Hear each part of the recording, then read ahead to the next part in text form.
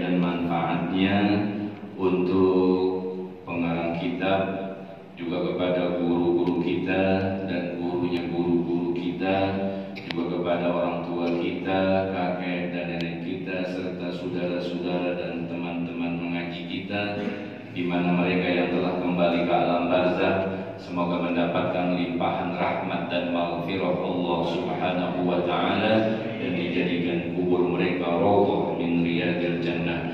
Fatihah ini juga kita khususkan buat pribadi kita masing-masing. Semoga Allah Subhanahu wa taala membukakan pintu mata. Bismillahirrahmanirrahim. Qala al-musannif rahimahullahu taala wa adama an-naf'a bihi wa bi barakati 'ulumihi wa bikum fid darain amin. Qala faslun ay hada faslun.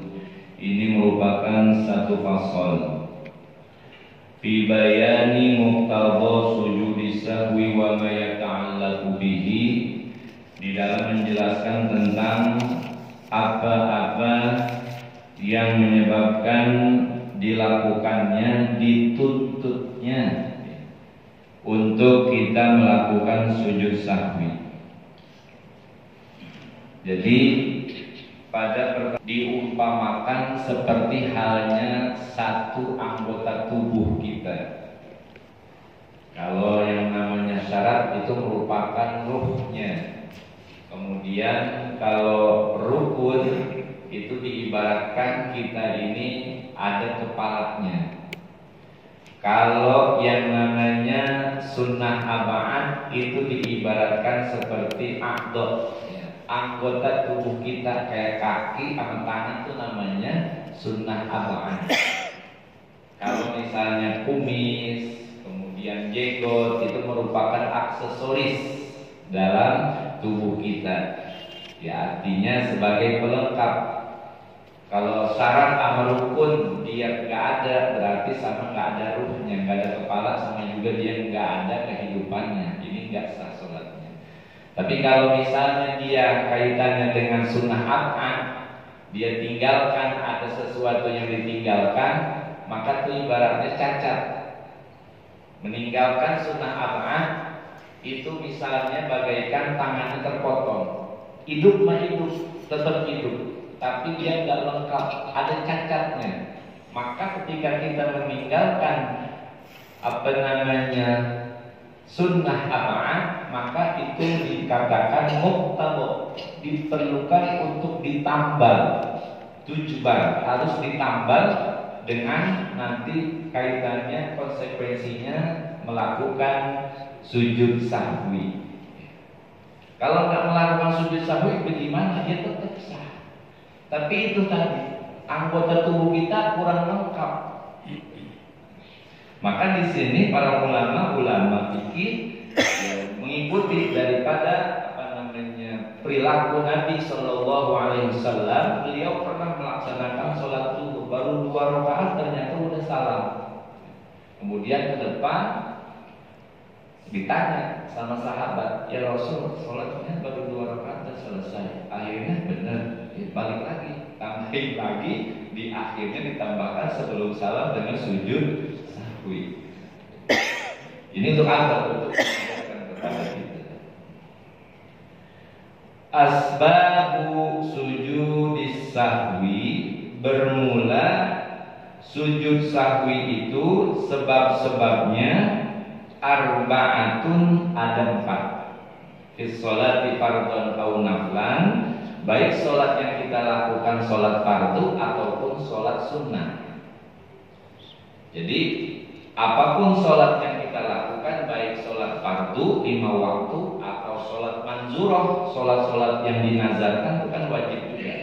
Atau juga sholat yang merupakan ibaratnya sholat sunnah, ya. Sholat yang punya sebab, ataupun sholat yang dikatakan sholat mutlak, sholat sunnah mutlak. Ketika dia melakukan sesuatu, nanti yang dia tinggalkan itu mewajibkan baginya untuk melakukan sujud sahwi. Nah, ini kaitannya sujud sahwi, sahun, artinya ghaflah, ada yang memang dia terlupa, lalai dalam aktivitas ibadah sholat ada yang dia tinggalkan. Apa yang pertama? Sebab seseorang untuk mewajibkan baginya melakukan sunnah ab'ad, dilakukan sujud sahwi adalah tarku ba'din min ab'adis sholati. Dilakukan sujud sahwi lantaran pertama sebabnya meninggalkan sebagian, wahidin keyakinan walau amdan. Dia meninggalkan sebagian atau satu secara yakin dia tinggalkan, walau amdan sekalipun dia meninggalkannya itu secara sengaja. Min ab'adis sholati, daripada sunnah-sunnah ab'ad. Nanti sunnah ab'ad itu yang paling tenar betul adalah masalah qunut dan tasyahud awal. Ini dia tahu tuh tasyahud awal, kemudian disengaja dia tinggalin. Nah ini walau amdan sekalipun dia lakukan sengaja, dia nggak pakai tasyahud awal, tetap sholatnya tetap sah, tapi di akhir dia dituntut untuk melakukan sujud sahwi.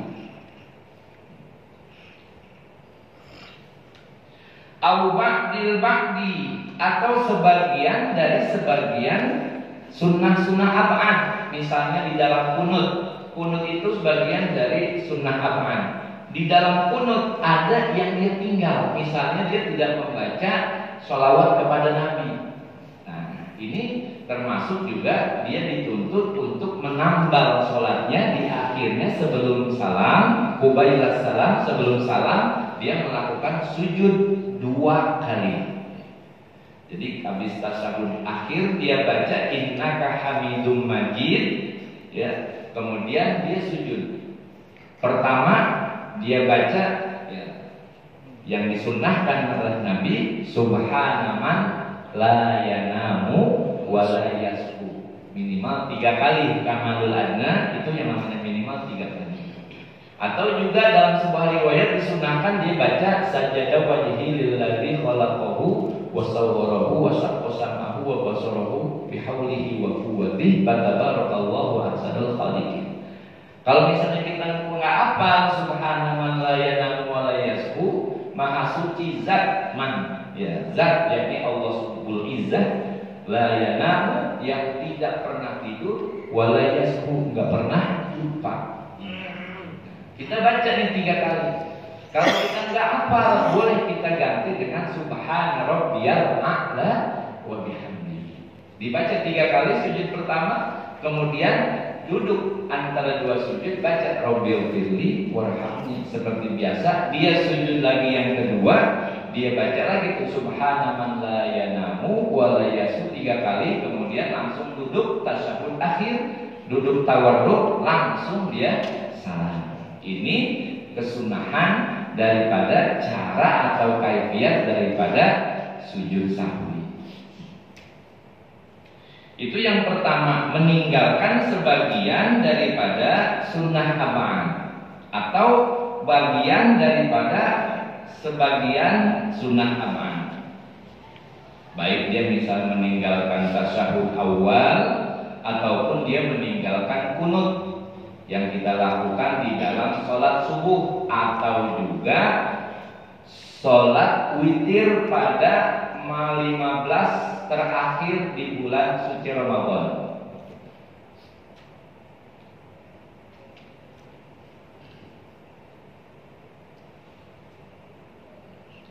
Wasani, kemudian yang kedua yang merupakan sebab seseorang melakukan sujud sahwi adalah fi'lu ma yabtulu amduhu wa la yabtulu sahwahu idza fa'alahu nasiyan. Yang kedua, seseorang ini dituntut untuk melaksanakan sujud sahwi karena apa? Fi'lu ma yabtulu amduhu, melakukan perkara-perkara yang bisa membatalkan sholat, amduhu jika dilakukan secara sengaja, wala yabtulu sahwuhu, dan tidak batal dikerjakan karena lupa atau ketidaksengajaan. Idza fa'alahu nasiyan, dia lakukan karena lupa.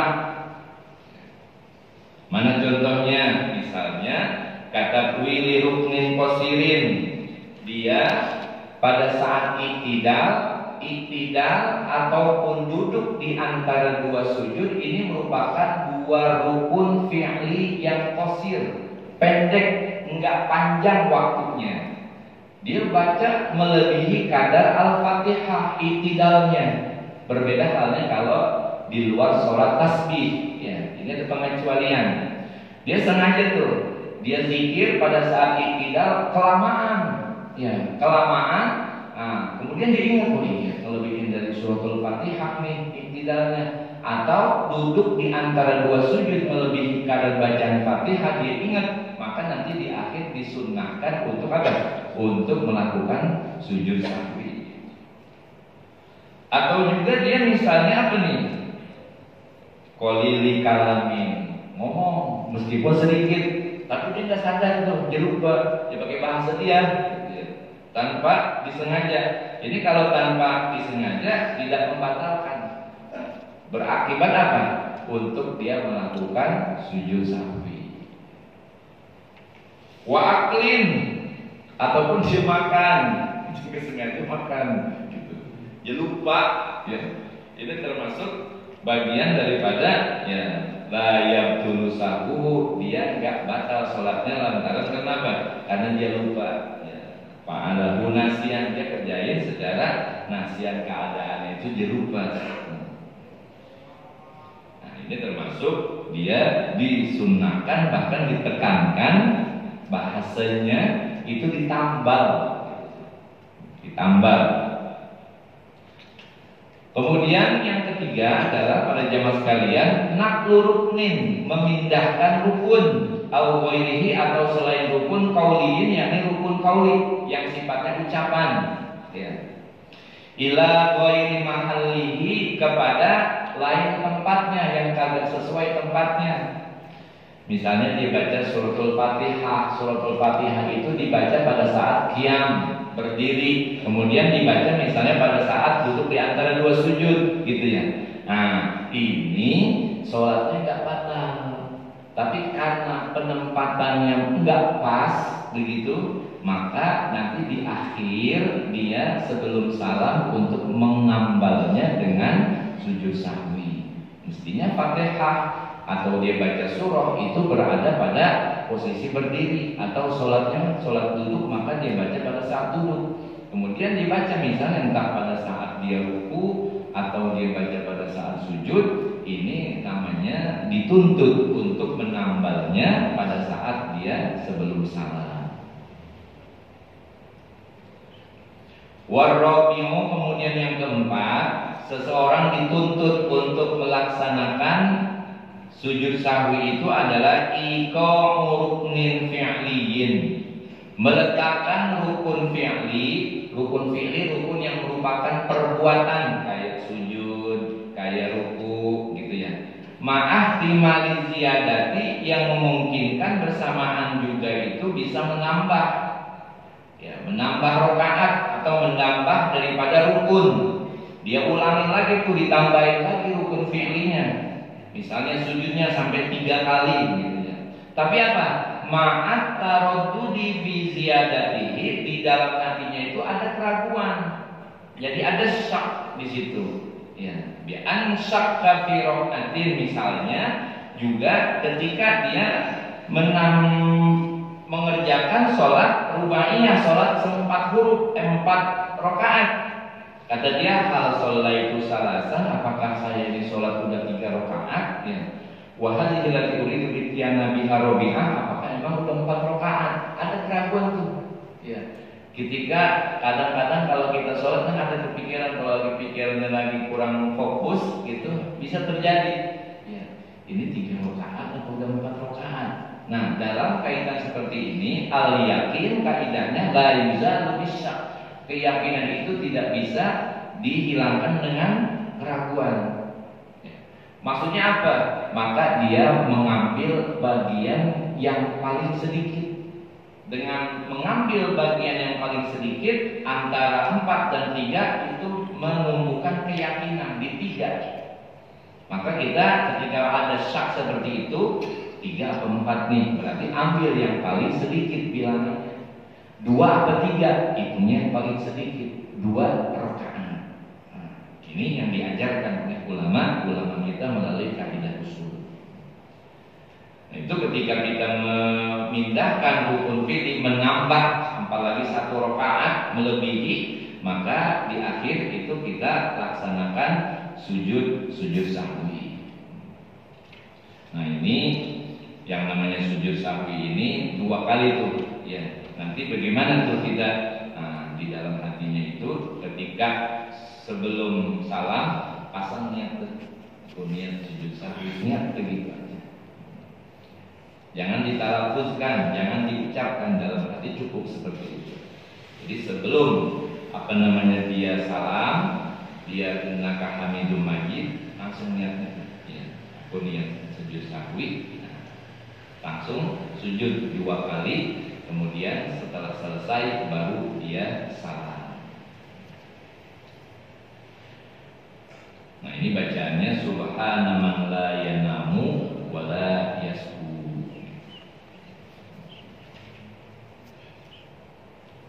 Insya Allah kalau kita kaitannya dengan masalah seperti ini udah berarti sab'ah. Yang namanya ab'ad sholat, sunnah ab'ad itu ada 7. Kita pelajari ini at-tasyahudul awwalu. Yang pertama adalah tasyahud awal. Ini tasyahud awal, ya, sholat wajib 5 waktu ataupun sholat yang lainnya. Nah, ini merupakan sunnah ab'ad. Boleh kita tinggal dengan sengaja, ya, tapi tetap dituntut untuk melaksanakan sujud sahwi, apalagi lupa, ya. Wasani yang kedua, qu'uduhu, duduknya, maksudnya duduk tasyahud awal pun dihitung itu sebagai sunnah ab'ad. Sallallahu alaihi wasallam fihi. Yang ketiga, membaca sholawat kepada Nabi Muhammad sallallahu alaihi wasallam fihi ay ba'da tasyahudil awal, ya.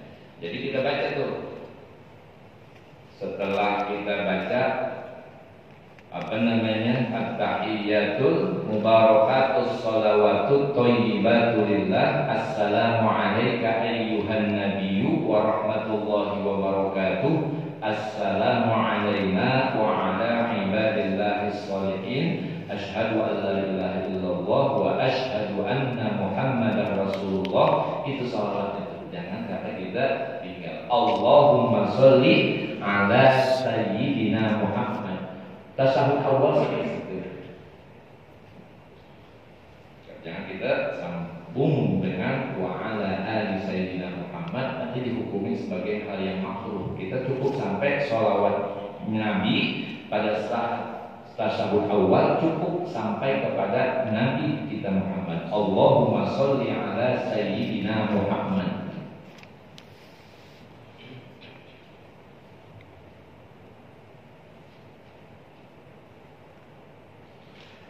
Yang kedua, yang kemudian yang keempat adalah as-sholatu 'alal ali fit tasyahhudil akhiri.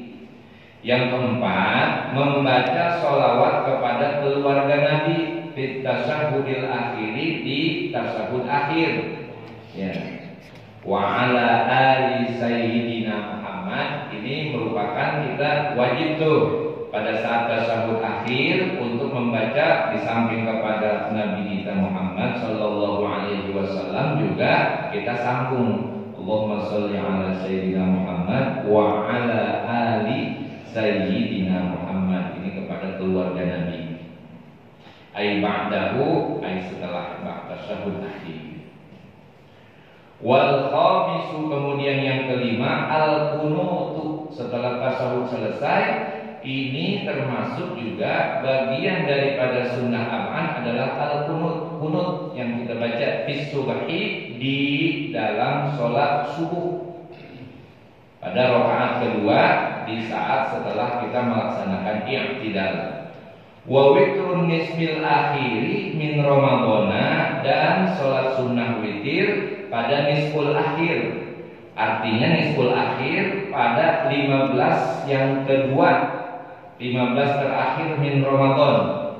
Maka biasanya kalau orang kita melaksanakan nisfu Sya'ban, itu dia menggunakan malam yang ke-15.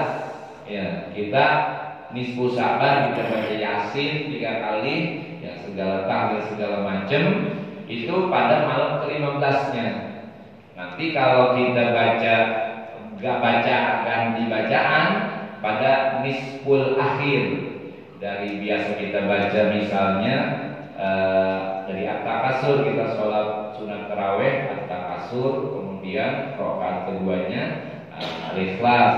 Nanti pada nisful akhir, ya pada 15 terakhir kedua, nanti kita ganti bacaan tuh. Ganti bacaan kita baca Al-Qadar, ya, Inna anzalnahu rakaat kedua, kemudian bawahnya surah-surah pendek. Itu biasanya di kampung-kampung seperti itu tuh. Ganti bacaan pada nisful akhir pada malam 15 yang kedua, yakni biasanya pada malam ke-16-nya. Tapi ada juga yang mengadakan pada malam 15, tidak ada masalah seperti itu. Ya, ini bagian daripada bahasa nisful awal dan nisful akhir. Tapi berbeda pada jamaah sekalian di khilafi kunutin nazilah. Kalau kunut nazilah ini kita nggak perlu melakukan untuk sujud sahwi. Kayak macam dalam kasus kemarin, ya selama 2 tahun kita corona, itu bahkan disunahkan setiap 5 waktu kita baca kunut nazilah karena wabah. Ya. Ini kan dicontohkan sama Nabi. Ya, setiap sholat 5 waktu baca kunut nazilah. Penempatannya bagaimana kalau kunut nazilah pada rakaat yang terakhir pada saat i'tidal? Ya. Nah, kita baca kalau berjamaah, baik sholatnya sholat malam, maghrib, isya, subuh kita baca jahar. Kalau sholatnya siang, zuhur, asar, tetap kalau kunut nazilah, kalau berjamaah kita baca jahar juga. Kenapa? Karena kita makmuman. Jadi imam tuh tetap meskipun sholatnya sirriyah, zuhur, asar, yang namanya kunut nazilah dibaca jahar keras karena kita ikut imam. Apalagi sholatnya sholat malam. Nah ini kalau kunut nazilah ya sifatnya sunnah, bahkan dianjurkan ketika dia nggak baca kunut nazilah yang nggak ada pengaruh untuk melaksanakan sujud sahwi. Nah ini terkait dengan masalah-masalah daripada sunnah ab'ad. Wa qiyamuhu, kemudian yang keenam ini adalah berdirinya. Ya kalau yang kelima tadi bacaan kunutnya, yang keenam adalah berdirinya. Termasuk di sini ada kesunahan ketika bacaan kunut itu kan merupakan bagian doa. Ya bagian doa kita baca Allahumma hdina fiman hadait wa afina fiman afait wa tawallana fiman tawallait wa barik lana fima atait wa qina syarra ma qadait. Ini bagian merupakan daripada doa. Kalau doa kita berjamaah itu dikeraskan. Kalau innaka taqdi wa la yudha ini merupakan bagian pujian. Kalau pujian sir kita baca. Nanti ketemu wa sallallahu ala sayyidina Muhammadin nabiyil ummi, ini bagian sholawat. Termasuk wa minad doa kalau di kitab Fathul Mu'in Al-Maribali, di sana Zainuddin Al-Maribali dijelaskan wa minad du'ai as-shalatu 'alan nabi. Termasuk bagian doa membaca sholawat. Maka ada dalam tempat-tempat tertentu ketika wa sallallahu ala sayyidina dibaca keras, maka itu bagian daripada doa, maka makmum itu mengaminkan begitu. Ada juga yang membaca sir. Nah ini bagaimana saja ya. Ada yang menjadikan itu sebagai pujian, tapi yang jelas wa sallallahu itu termasuk jumlahnya jumlah doanya ya, sholawat kepada Nabi Muhammad sallallahu alaihi wasallam. Nah ini para jamaah sekalian termasuk ketika ketika pada saat membaca kunut itu yusannu rafu yadaihi maksufataini. Disunnahkan kita mengangkat kedua tangan maksufataini terbuka ya, fil kunut. Ya. Jadi kita buka nih. Walau fi hadis sanai, sekalipun pada saat memuji, kasail aniyati, sebagaimana doa-doa lil ittiba, mengikut kepada Nabi sallallahu alaihi wasallam, sahabat hazwa man kibaihi, sepundak dibaca pegang segini. Itu sunnah. Kadang kalau doa macam-macam, orang ada yang segini, ya itu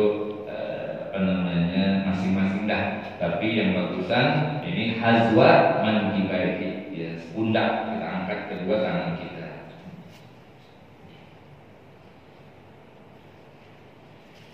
Ini selesai termasuk daripada sunnah ab'ad wassalimu, dan yang terakhir as-salatu wassalamu ala nabi wa alihi wa sahbihi bihi ay ba'dal kunut, yaitu membaca sholawat dan salam kepada Nabi dan kepada keluarganya dan kepada sahabatnya bihi ay ba'dal kunut, pada saat kunut.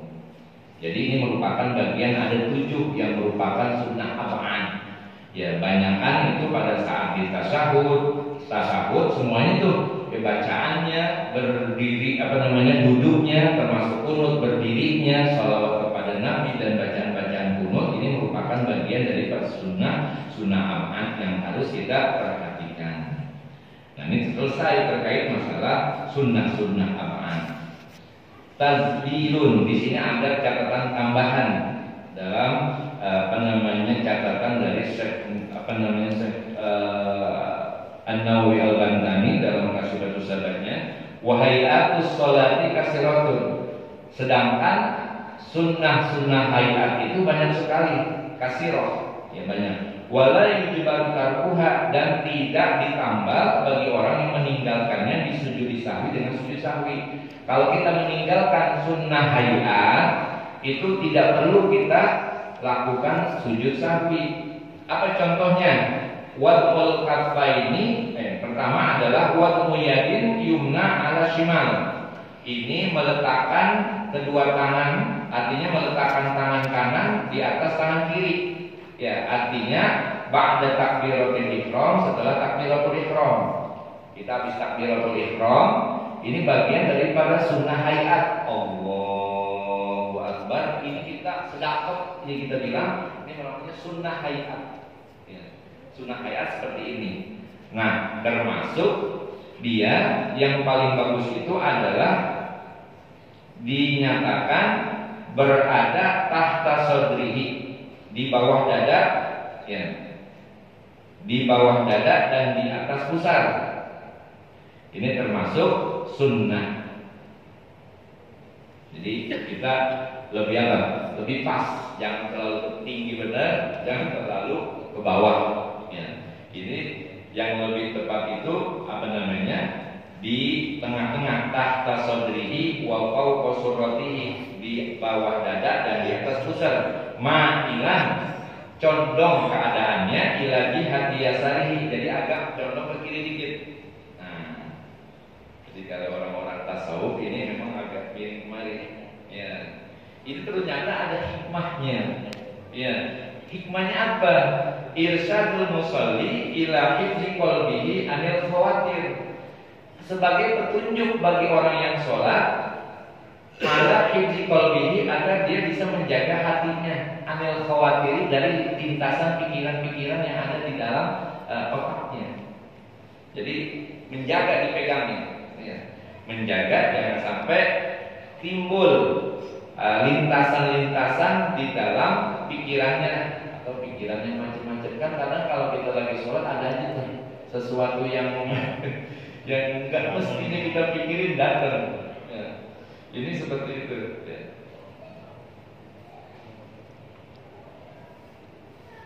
Kenapa? Wala ada, karena keumumannya manih tafazo bisyai'in amsakahu biyadihi. Bagi orang yang menjaga sesuatu, ya, dijaga ke sesuatunya amsakahu biyadihi, maka dia pegang dengan tangannya. Punya sesuatu dia mau jaga, maka dipegang. Sama juga ketika kita sholat sedekap, ini hati kita sebagai irsyadul musalli, dipegang. Ya, agak ke kiri, ma'ilan ila jihati yasari. Ini yang paling bagus kata Syekh An-Nawawi Al-Bantani. Kemudian termasuk bagian dari hayat sholat, julusus istirahah, duduk istirahat. Tempatnya di mana nih yang namanya duduk istirahat yang merupakan sunnah hayat? Ba'da sajdatin saniyatin, setelah sujud yang kedua. Yaqumu, yang dia itu bangun anha daripadanya, lil ittiba, karena mengikuti sunnah Nabi. Kayak macam kita sholat maghrib ya, habis rakaat pertama sujud tuh, sujud kedua. Nah, ini ada kesunahan untuk sujud duduk istirahat, duduk sejenak. Jadi habis sujud nggak langsung bangun, tapi duduk dulu sejenak, namanya duduk istirahat. Itu ada kesunahan. Kemudian di rakaat, misalnya kalau sholatnya 4 rakaat, rakaat ketiganya juga kesunahan untuk melaksanakan duduk istirahat. Sekalipun juga duduk sholat 2 rakaat. Ya. Pokoknya setelah dia sujud yang kedua, di situ ada kesunahan untuk duduk istirahat. Cuma ketika bangun dari duduk istirahat, tidak ada kesunahan untuk takbir intikal, untuk mengangkat kedua tangan lagi ke sedekah. Jadi habis duduk istirahat, dia langsung sedekah lagi, nggak perlu angkat kedua tangan. Ini ketika ada yang mengatakan itu kesunahan, itu qaul yang dhaif. Yang kuat, tidak ada kesunahan untuk mengangkat kedua tangan setelah duduk istirahat. Kemudian juga sunnah daripada sunnah hayat adalah intimatu alal ardi.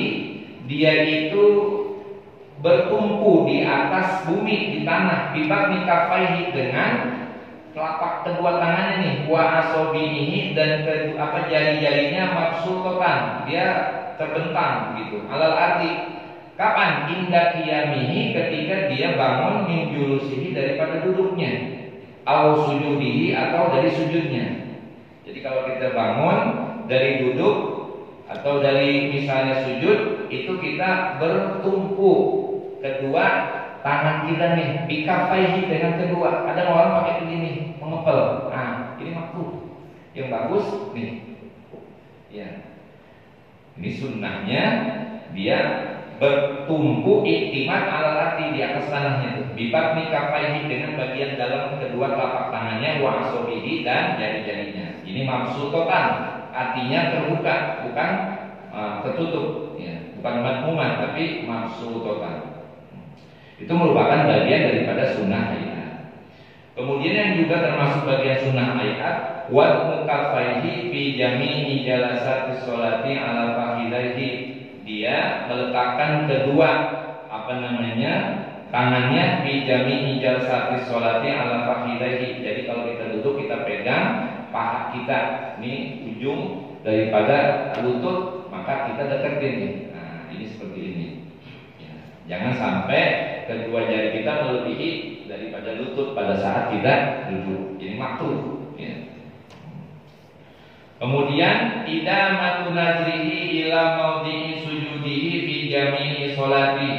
Juga yang merupakan bagian dari sunnah hayat adalah idamatu, melanggengkan pandangan orang sholat kemana? Ila maudhi'i sujudihi, ke tempat sujudnya, fi jami'i sholatihi, sepanjang sholatnya itu. Jadi pada saat kita takbiratul ihram, itu udah mulai tuh pandangan ke tempat sujud. Kecuali satu, pada saat kita menyatakan asyhadu alla ilaha illallah, pada lafaz illallah itu doang tuh, iltifat dari tempat sujud illallah, kita lihat kemana pada saat illallah. Nah, di sini aja kita kemudian udah nunjuk balik lagi ke tempat sujud. Nah, ini terkait masalah sunnah hayat. Termasuk di sini ada khatimah dari Syekh An-Nawawi yang perlu saya sampaikan. Ada beberapa hal yang merupakan kemakruhan di dalam sholat. satu yang pertama adalah iltifat biwajhihi bila hajat. Nengok-nengok kalau nggak ada keperluan, nah kita jangan, karena mengganggu kekhusyuan. Jadi yang bagus kita mesti menghadap kepada tempat sujud. Yang kedua adanya isyarah, ya, memberikan isyarat binahwi ainin, misalnya pakai mata, ya, atau dengan sesuatu yang agak ada kebutuhannya. Nah ini termasuk makruh bila hajatin, atau misalnya disyafatin, atau dengan bibir dia kasih isyarat, ya, yang agak ada kebutuhannya. Tapi kalau misalnya dia ada kebutuhan, nah ini tidak menjadi makruh. Kemudian jahru mahali isromi ma'aksihi, menjaharkan pada tempat-tempat yang sir, ini juga makruh. Kemudian isromu fis sholat, ya, artinya buru-buru di dalam sholat. Ya, kadang-kadang terpengaruh juga, mesti ada jadwal yang udah deadline-nya udah pas, kemudian kita ngejar waktu, akhirnya mengorbankan waktu sholatnya buru-buru. Nah ini makruh juga nih. Nah ini kita upayakan jangan, ya. So, makruh.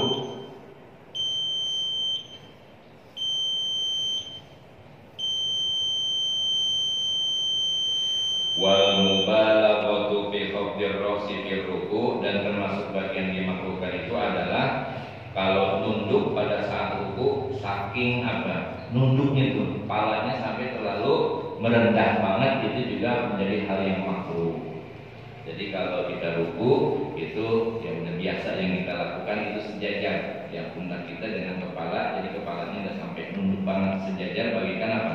Bagikan papan, jadi lurus atasnya. Nah ini termasuk bagian-bagian daripada yang dimakruhkan di dalam sholat, termasuk itolatu tasyahudil awal, memperpanjang bacaan tasawuf awal. Nah ini para jamaah sekalian terkait dengan masalah-masalah sunnah apaan dan yang merupakan bagian daripada yang dimakruhkan di dalam masalah-masalah sholat. Jadi sekiranya ada yang ingin ditanyakan